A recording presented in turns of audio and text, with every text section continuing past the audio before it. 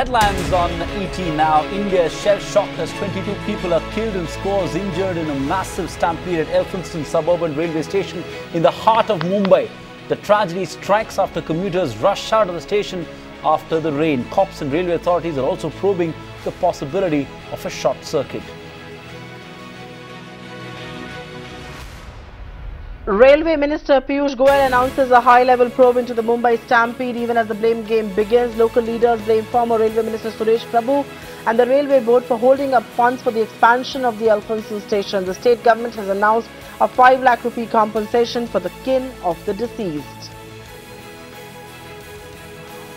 In a major relief for incumbent telecom operators, the Telecom Commission extends deferred spectrum payment to 16 years from the existing 10 years, taking into account the financial stress in the sector. Also announces some SOPs on interest payments.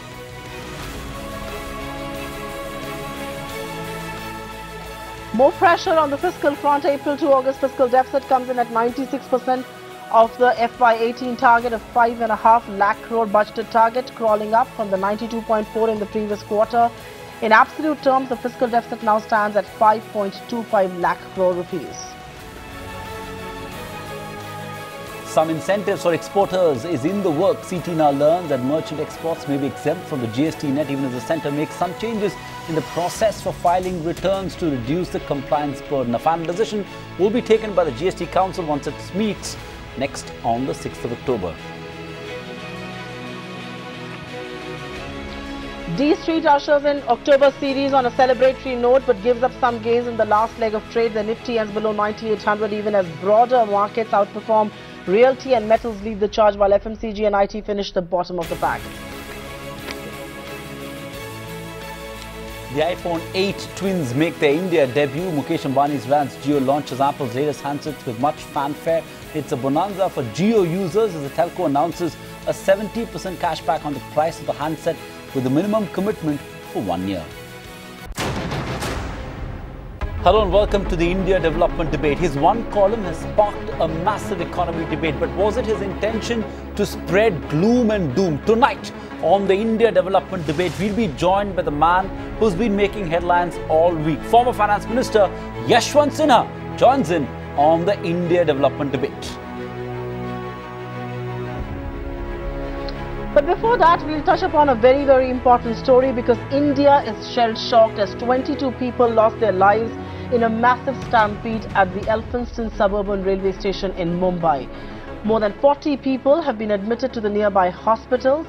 The tragedy occurred as hundreds of commuters who had taken shelter in the station during the aftermath of the rains in Mumbai were actually witness to a stampede that occurred in early hours of rush hour traffic, and about 22 people, like we just said, have been reported dead. These commuters had taken shelter in the station during the morning showers. They rushed out after the rains did subside. Railway officials are also looking at the possibility of electrical short circuit, which may have triggered the stampede. Railway Minister Piyush Goyal, who was in town to inaugurate a new suburban services, has now ordered a high-level probe.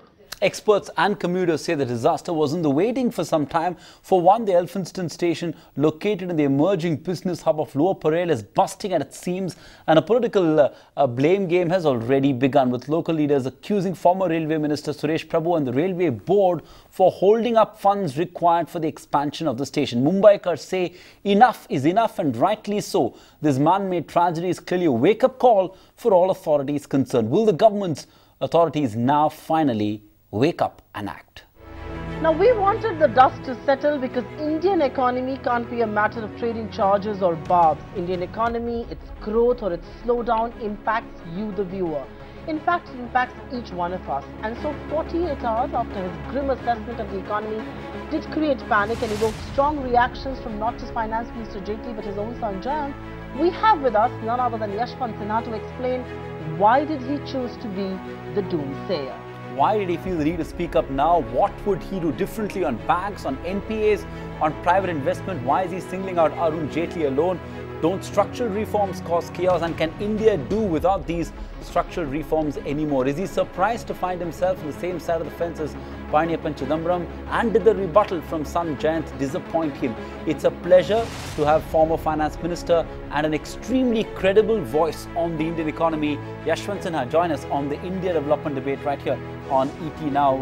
Mr. Sinha, can't thank you enough for joining us here on ET Now. Firstly, I want to go back to the starting point. Why did you feel the need to speak up now? You know, is one quarter economic growth reading of 5.7% such a dire situation that it warrants this sort of of an SOS, if I may use that word? You know, you have yourself, managed the economy for several years, and you've seen quarters where economic growth has been sub 5% as well. So was this such a dire situation according to you, sir? My counter question to you is, do you think it is just a flash in the pan for just one quarter? The Indian economy has been on decline for at least 6 quarters.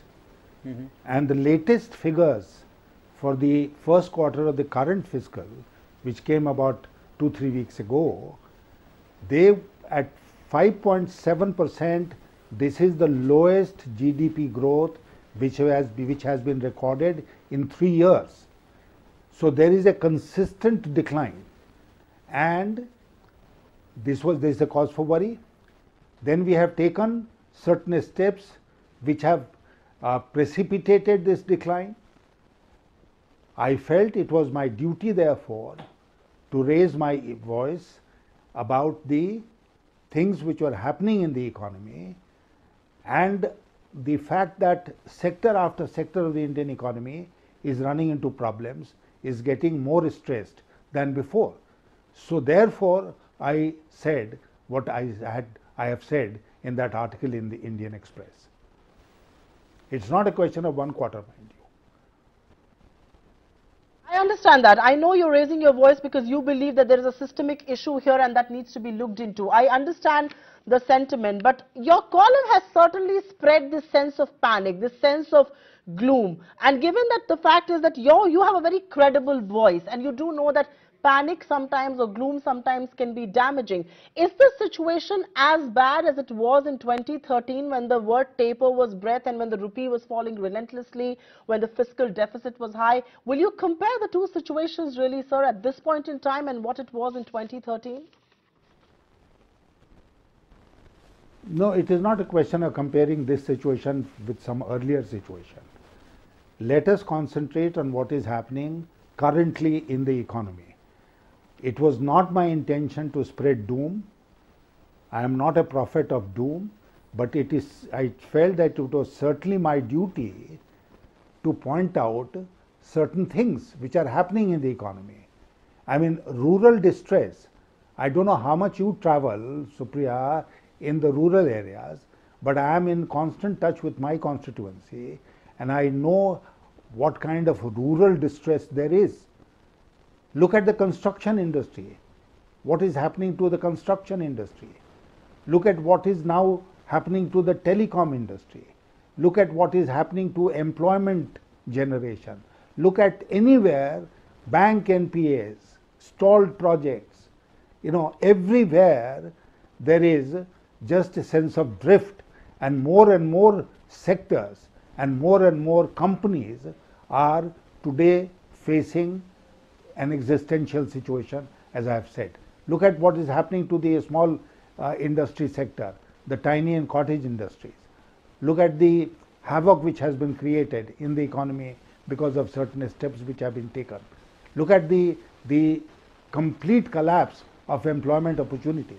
Now, if all this continues, I have said, then we'll have to we'll be answerable to the people when we go back for elections in 2019. Sure. That's the point I'm making. Okay. Okay, let's now address the substantive issues that you've raised in your letter, Mr. Sinha. The first point being on private investment. Now, lack of private investment, as you would agree, is a function of the stress in corporate balance sheets and the fact that there is a lack of demand as well, because obviously demand creates the need for investment. Corporates tell us that they don't see enough demand in the market, and of course there's a lot of stress in balance sheets, much of which is the doing of the UPA government, as you have yourself said. Is it fair to blame the current government for the stress on the balance sheet of corporate India? I mean, what could they have done differently? Please recall to mind what I have said in that article. I have talked about two legacy issues, the stalled projects and the bank NPAs. Right. We inherited them from the earlier government. But at the same time, I have made the point that 3.5 years down the line, we cannot say, oh, this was done by the UPA government, this is what we inherited, and therefore what can we do? It was our responsibility in government to tackle these issues. It was our responsibility in May of 2014, when we came in government, to hit the ground running. The first thing that we should have done was to take up the issue of stalled projects and bank NPAs. Why 3 years down the line, 3.5 years down the line, bank NPAs are being allowed to go up every 6 months? When the figures come every 6 months, we find that bank NPAs are going out. And we are all aware of the twin balance sheet problems, the balance sheet of the banks and the balance sheet of the corporates. So there is no demand in the economy. The existing capacities are not being fully used. Private sector is not interested in making fresh investment. Even if they are, the banks are not prepared to lend them any further money. And this whole thing has become a vicious cycle. Why haven't we done something in the last 40 months to break this vicious cycle and restart the investment cycle? That's the question. Mr. Sinha, I'm going to ask you a direct question, because I think what you're talking about is perhaps the biggest issue that ails the Indian economy, which is the huge banking mess. And I will give you credit that you've been speaking about this not now, not 2 quarters away, but I remember even 2 years back you said if the NPA problem doesn't get resolved, Indian economy will not pick up. So I give you the fact that you had the foresight to see that NPA was a big issue. My question really is that you've seen NPAs to the levels of 15% in your own tenure. What would you have done differently? I mean, look at what the government has tried to do. It has tried to give some kind of a legislative legitimacy via the ordinance, which is of course now a part of the law. The RBI has been authorized, the NCLT, the bankruptcy code coming together. But even then, we are not seeing resolutions. So what would you have done differently, and what do you believe is wrong with this process? Let's go back to what you said, that when I took over as finance minister in 1998, I also inherited a much bigger legacy of bank NPAs. And as the finance minister said yesterday, maybe it was 15% of the total advances. I don't remember the figure. But what I remember is it was a very serious issue. In every session of parliament, bank NPAs were discussed and I was held accountable. What did we do? We took a series of steps. Number one, there was the whole matter of the debt recovery tribunals was held up in the Supreme Court. Remember that? We changed the law so that the matter will be disposed of by the Supreme Court, and it was done. We created number of benches of the debt recovery tribunals so that the pending cases could be taken up and disposed of. Number one. Number two, I created the SARFAESI Act, which gave the power to the banks to seize the assets which had been pledged to the bank in lieu of a loan. That was a major initiative which was taken.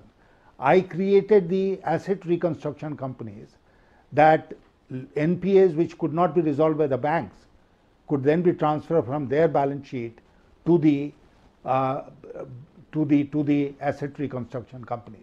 I changed managements of banks to turn out the poorly performing sick banks. I took a series of steps apart from turning around the economy so that the problem of the NPAs is resolved. I also came out with a debt resolution scheme which helped a very large number of small loanees.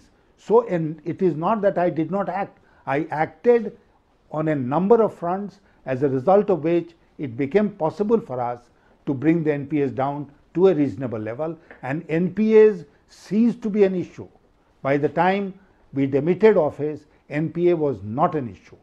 Now, 3.5 years down the line, as you yourself have said, where are we on the NPA front? As I said earlier, every 6 months NPAs are rising. Right. And whatever the government may have done, it is not having an impact. Fair enough. Okay, fair point, Mr. Sinha. But there's a lot of ground to cover because you have raised a lot of issues, so you want to hopefully touch upon most of them. The other issue is on the oil bonanza, and you've made this point that it hasn't been used imaginatively. Now, I'm sure you'd agree that there's a simplistic sort of narrative being thrown around, especially by the Congress party, that the common man is not benefiting from lower crude prices. The fact of the matter is that it has provided some cushion for the government. They've used it to improve the balance sheet of oil marketing companies, and some amount of that money has been used to invest in infrastructure projects and improving public spend as a whole. You would agree that today the economy is firing on one engine, and that's public expenditure, and they've got the cushion from the lower crude prices. So what else could the government have done? What would you have done imaginatively that you think this government hasn't done with the crude windfall, sir?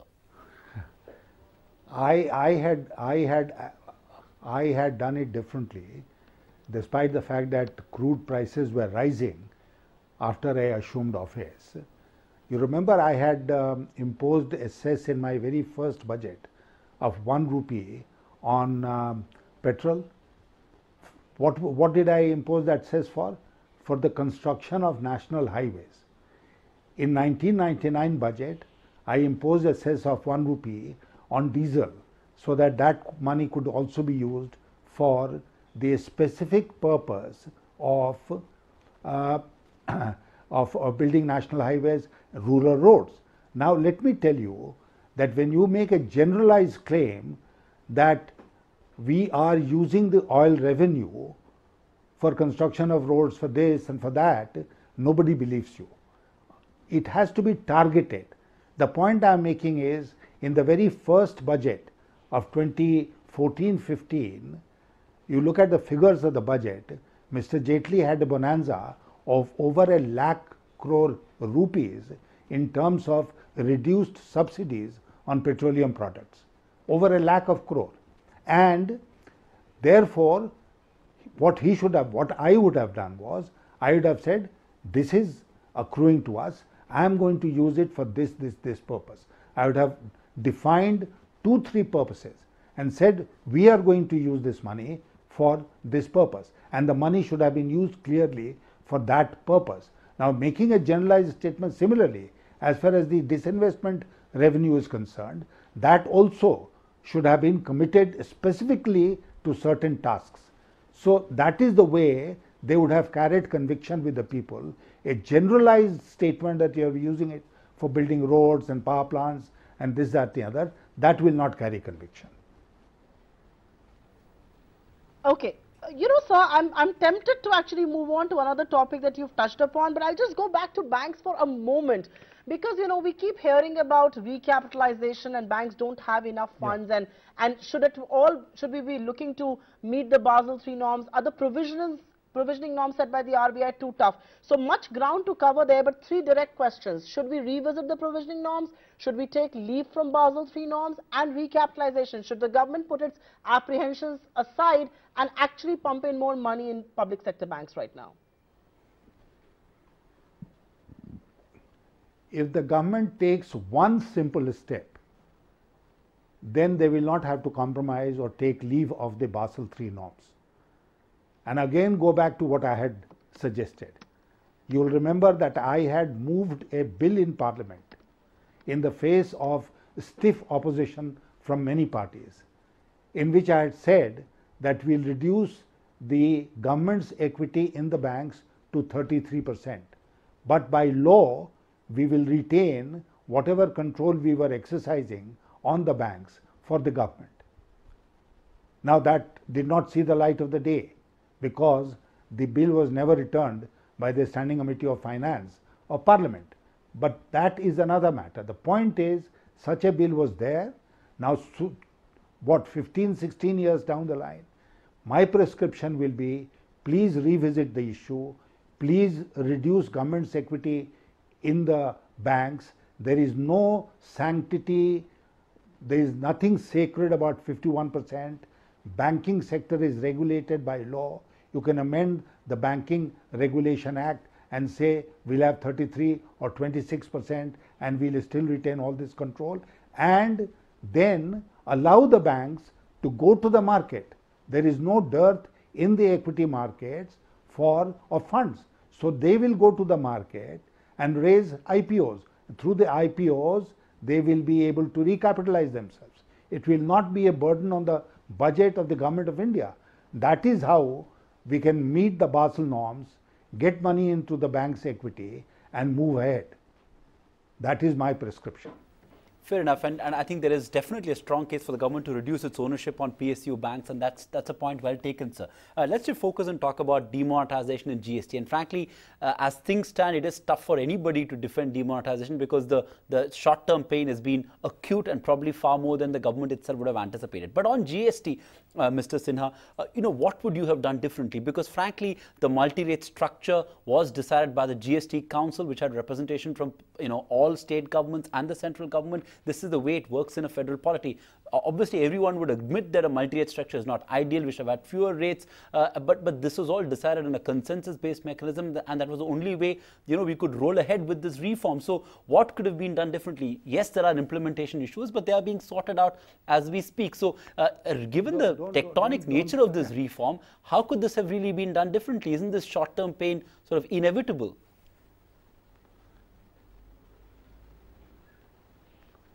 Look, the predecessor of the GST Council, namely the empowered group of state finance ministers, was set up by me to work on and take forward the proposal of state value-added tax. Remember that? I was working closely with the states through the empowered group of state finance ministers on an issue which was falling strictly within the domain of the state governments. And we succeeded. We worked out a complete plan for implementing a state value-added tax. It's another matter that it was not implemented in my time or during the time of the NDA. It was actually implemented by the UPA government. But everything, all the preparatory work had been done. So I know how to deal with ministers of state of finance in the state governments. Now, the second point which I'd like to make is, I had introduced central VAT, you'll remember. I had talked about it earlier, but it was actually introduced in the year 2002 when I introduced central VAT, and I had fixed only 3 rates. That was, one was merit rate, the other was a demerit rate, and the third in between was the mean rate, 8%, 16%, 24%. And there was a logic behind it. And I remember dealing with various interest groups, and when I used to tell them about the logic behind the 3 rates, they all used to accept it. So it was not a given that we should have multiple rates. We could have easily carried conviction with the ministers of finance of the state governments by telling them, look, this is the logic, we'll have 3 rates. And these 3 rates will stand up to any scrutiny. There was it was something which had already been achieved. We undid that achievement in going for multiple rates of GST. GST is a common tax between the center and the states, and therefore, it was certainly our duty to carry conviction with the state government, state finance ministers, and I think it is wrong to blame the state finance minister and say they did not agree. Where is the evidence that we tried that we should have 3 rates? This is where institutional memory becomes important. And I remember it because this is what I had done. If GST had only 3 rates, I would have been the happiest person. But GST has gone for multiple rates, 5 rates announced, many more rates unannounced. Now you are having cesses on GST, you are moving one commodity from one rate to another rate, lobbying has started, litigation will follow. So all this is making it very complicated. The second point which I'd like to make on GST is that your GSTN, the IT backbone, was clearly not ready. Otherwise, we would not have faced the problems that we faced with the filings when the first filings took place. The third is that nothing was sacrosanct about 1st July 2017. We could have worked out all the details. I mean, look at the contradictions, the complete lack of logic in the various rates which have been fixed. Somebody was telling me the other day that if you buy a new shoe, you pay something like 5% GST, and you sell the same shoe as a second-hand shoe, you will have to pay 18% or something like that. What is the logic behind it? Why have so many contradictions been allowed to creep into the rates? So it was something on which we had worked. I had personally worked very hard to clean up the indirect tax system of the Government of India and introduce central VAT. I had worked on the estate VAT. So therefore, it was not easy to carry conviction. It's only that the Finance Minister had to first convince himself that there should be only 3 rates and all the other attendant problems should be anticipated in advance and taken care of. You can't just suddenly thrust it on the people. Right. I get your point there that a simpler GST perhaps would have, made things easy even for stakeholders. But let me point out something. I mean, in his counter to your criticism of the assessment of the economy yesterday, the Finance Minister says that this government doesn't shiver in taking tough and bold decisions. He also says when you move incrementally, you're criticized for not taking the big bang decisions. When you take the big bang decisions, which will have a cost, there is a renewed attack. How are you going to defend your position or refute his?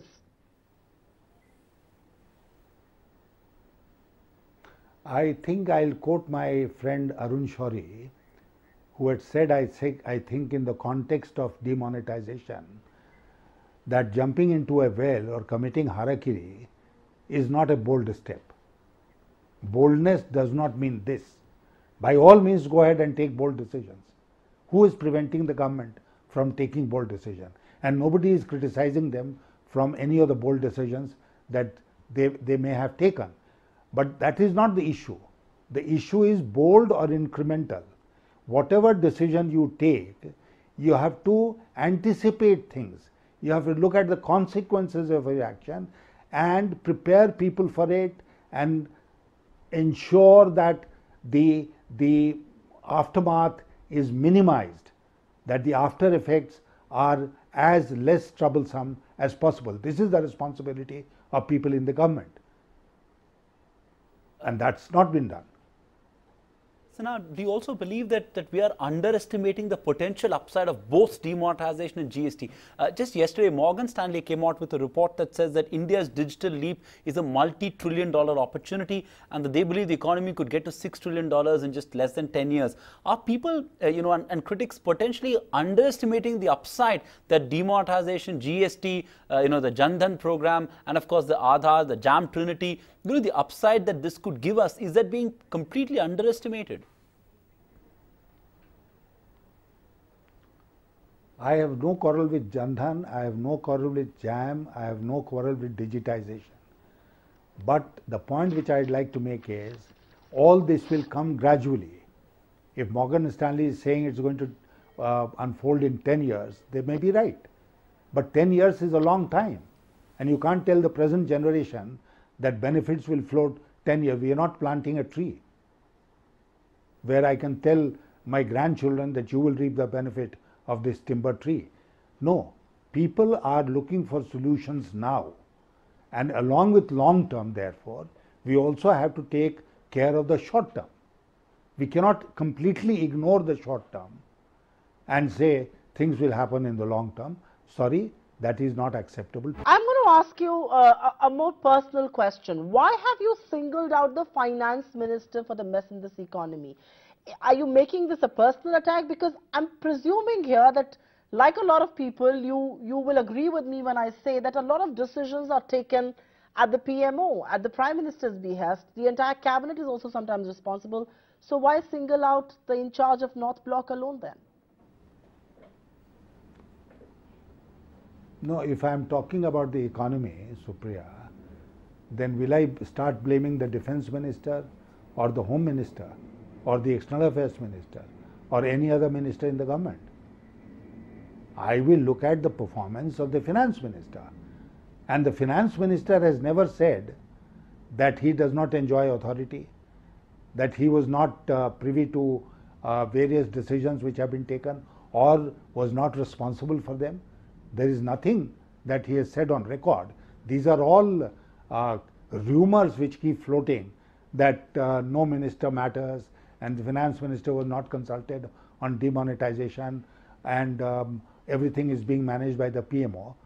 Where is the statement on record of anyone? So when I am talking about the Ministry of Finance and the economy, I will talk about the finance minister. And why should this be then taken as personal attack? It is not a personal attack. And if I made any remarks about Mr. Jaitley, that was in a certain context. And that context was that he, poor chap, was given so many onerous responsibilities that he perhaps could not attend to many of the issues which arise in the finance ministry on a daily basis, which arise in the economy on a daily basis, to which no less a person than the finance minister has to apply his mind.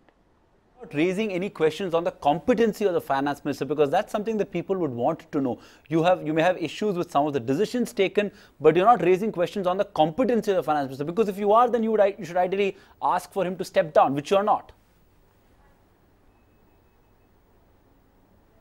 No, I am saying he perhaps could not devote as much time as was demanded by the Ministry of Finance because of the onerous other responsibilities which were cast on him. This is the point that I have made. I have not commented on his capacity, on his capability. When the time comes, maybe I'll say that also.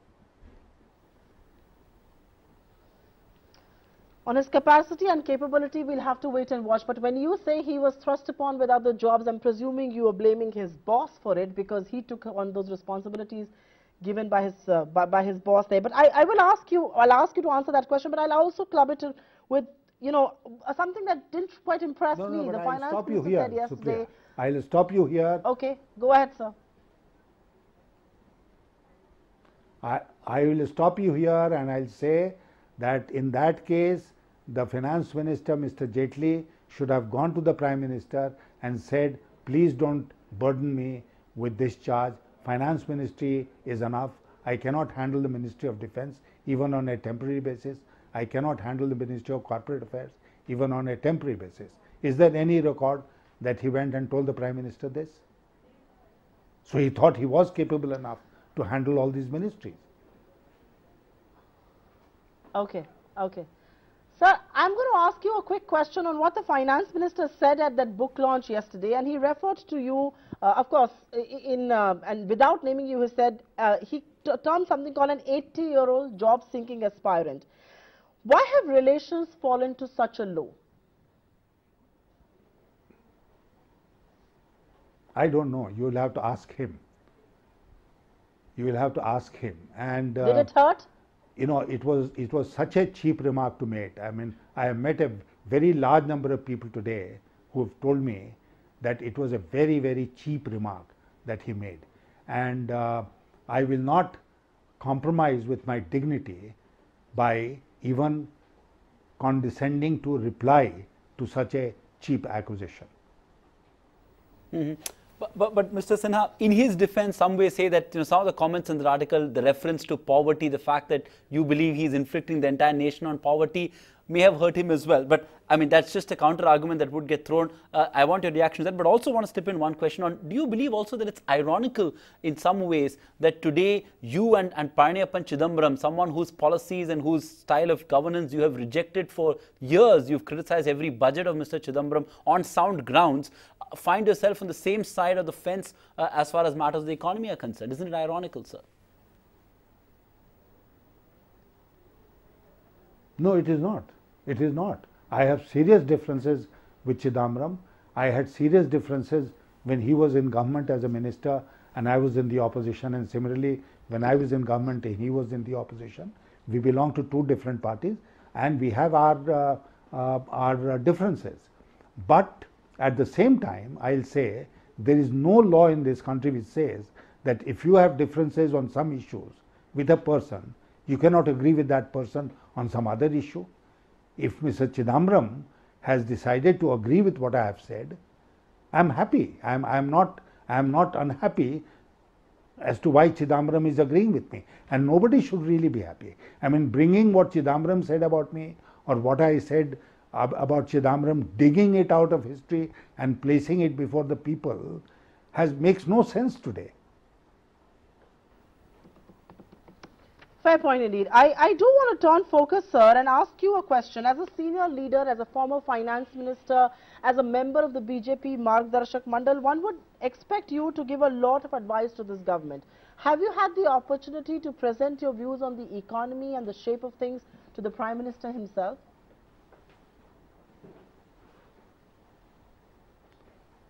Supriya, first of all, let me clarify that I am not a member of the Margdarshak Mandal. This is a popular misconception which I would like to clarify. The members of the Margdarshak Mandal are Shri Advani, Shri Murli Manohar Joshi, Shri Atal Bihari Vajpayee, the Prime Minister himself, and I think Rajnath Singh. These are the 5 members of the Margdarshak Mandal. Incidentally, the Margdarshak Mandal has never met. But apart from that, on the question of giving advice to the Prime Minister, I have gone on record, and I am saying it with a great deal of sadness, that I had asked for time from the Prime Minister some 10 months ago on the issue of Jammu and Kashmir. I am still waiting for him to give me time. I have asked for time from other ministers with this government in some context or the other. They have not thought it fit to meet me. Now, clearly, the impression which all this creates in my mind is that I have become over time such a persona non grata that if a minister meets me, he feels compromised somewhere. He feels that his character role, whoever is maintaining it in government, will be compromised if he is seen in my company. And therefore, there is a question of my going to anybody in this government, including the Prime Minister, did not arise. And that is why, when I felt strongly about certain things, I decided to take the help of the media to air my views. Mr. Sinha, what do you make of the rebuttal of your son Jayant? Do you think he's done a good job of responding to the substantive points that you have made in that column? Were you surprised? Were you disappointed to see his column and the subsequent interviews, including one with ET Now last night that you said that he did? What did you make of the response from Jayant Sinha? I think some people in the government are working overtime to divert attention from the issues that I have raised in my article. Fielding Jayant Sinha to defend the government was only in order to create a father and son situation, so that the entire attention is diverted to father and son being on two different sides and quarreling with each other. Point number one. Point number two, what Mr. Jaitley said in that book launch function last evening is again an attempt, a deliberate attempt, a well thought out attempt to divert attention from the main issues that I have raised. They wanted to degenerate, the whole debate to degenerate into a personal fight. And I am telling you with all honesty and all the force at my command that I will not allow it to degenerate into a personal feud or a father and son feud or any other kind of feud. I have raised certain issues, and I would expect the people in the government to answer, to reply to those issues and take care of the problems. No, absolutely. I completely agree with you that nothing can be, denied. If an issue has been raised, it should be looked into, and Indian economy can't take this for granted. But sir, I've known you and I have a relationship with you, and so I'll ask you this question. And I hope you will indulge me. Is there any friction at all between you and Jayant Sinha right now? Have you been speaking to him ever since those two articles came out? First you and then his rebuttal? No, we have not had any discussion over the last few days. The article appeared day before on Wednesday, and he's been busy. His article appeared yesterday. We have not spoken to each other since then. But would it be fair to say that there is no friction, that you're not going to let the economy come in the way of your relationship with your son? No. A father and son relationship is such that these issues cannot and should not be allowed to come in between. Okay, let's talk. We can have our honest differences. We have had our, not only with Jayant Sinha, but other children, I have had honest difference of opinion, and you know, that's where it ends. Okay, let's talk solutions, sir, because even in your column, you've made a case. You've said that the government seems to be in a huddle and is working overtime to come up with some solutions. Do you believe, and there's a strong case being made for some sort of a stimulus package to get the economy out of the hole? Do you believe that there is a case for some sort of a fiscal stimulus to come in the form of public, increasing public investment, or giving some specific intervention in stress sectors, whether it's exports, whether it's MSMEs, whether it's affordable housing, construction? Is there a case for a fiscal stimulus, sir? If fiscal stimulus means breaching the fiscal deficit target, then I am not for it. You will recall that I authored the Fiscal Responsibility and Budget Management Act. Yes, sir. The reason behind it was that we cannot, and we should not take liberties with the fisc. Therefore, I will not approve of any liberty being taken with fiscal targets. They will have unintended consequences, unanticipated consequences, and therefore we should not go down that path. There are various other ways of moving forward, but the most important thing is taking care of the stalled projects, taking care of the bank NPAs, recapitalizing the banks, going for projects which will create investment, demand for investment goods in the economy. This is the pattern that we had followed. Why did we start building the national highways, the rural roads? Why did we start encouraging housing construction or telecom industry or the other infrastructure projects? For the simple reason that they would generate a demand for investment goods in the economy. Investment goods demand will then lead to fuller utilization of capacity. Fuller utilization of capacity will lead to creation of fresh capacities and therefore to the expansion of industry. This is the route that we had followed. Consumption demand will automatically follow. Point number one. Point number two, we must seriously look at the shortfall on the export front. We must bend over backwards, do whatever lies in our power to ensure that our exports pick up. I know there are problems in the global economy, but there are also avenues, and there is no reason why our contribution to global trade should remain depressed or our exports should not rise. So that is another point where we have to concentrate. Therefore, raise the demand in the economy, raise the demand abroad, and therefore create a situation where the private sector will call for and will be interested in additional private investment, and then enable the banks to be able to meet those needs. This is the way to proceed. It should have been done 2 years ago.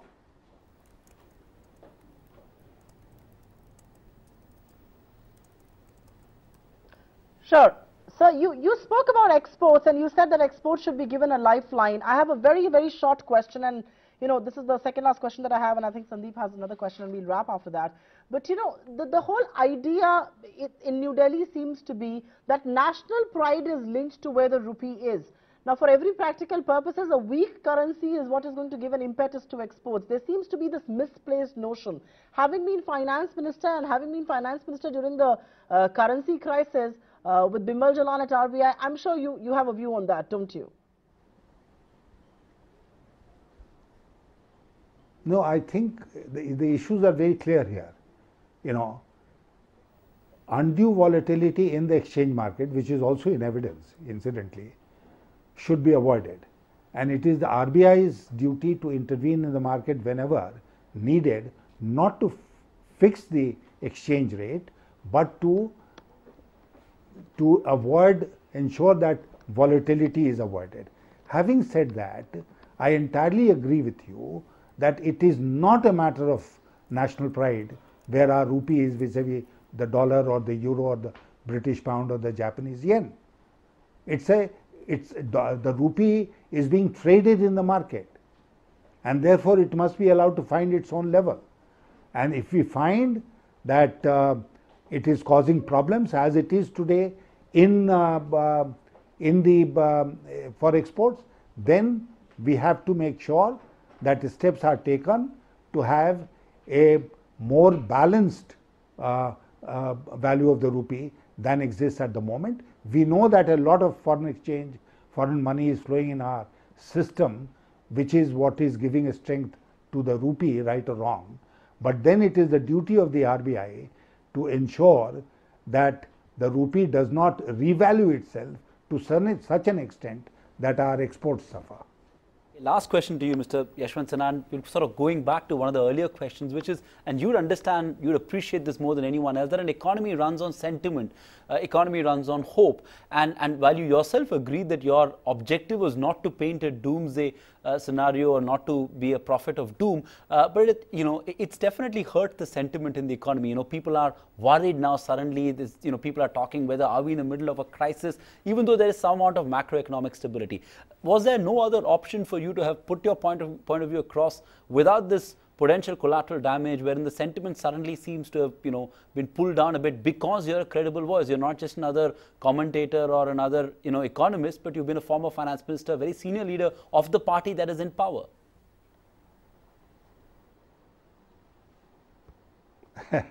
Sandeep, I'll make a very simple point. It is completely erroneous to think that the facts which I have brought out in my article were facts which were unknown to the players in the economic field, either here or abroad. They know about our economy much more than sometimes we do. So all these facts were known, and even within the country people have been writing about them. So it is nothing new that has happened. And however credit you give to me, whatever credit you give to me for having a credible voice, let me tell you that all these things were known, and I don't think my article has given or damaged sentiment in any manner. It has only brought home some reality, some truth of which people were already aware. All right, sir, on that note, we can't thank you enough for sharing your views right here on ET Now, clearing the air on the fact that you're not trying to spell doom or gloom. We do hope that the Indian economy does turn a corner from here on, but thanks very much, sir, for sharing your views on that. We do also believe that polity should never override economic concerns, and there is plenty that the economy needs mending on. Thanks very much, sir, for being with us. Thank you, Mr. Sinha. Thank you. Thank you. All right, that was former Finance Minister Yashwant Sinha on the India development debate. Somebody who's refused to die out of the headlines in the last 1 week. We get you the big newsmaker. Thanks for being with us on the India development debate this Friday evening. Don't go anywhere. Up next is Top 10 at 10 right here on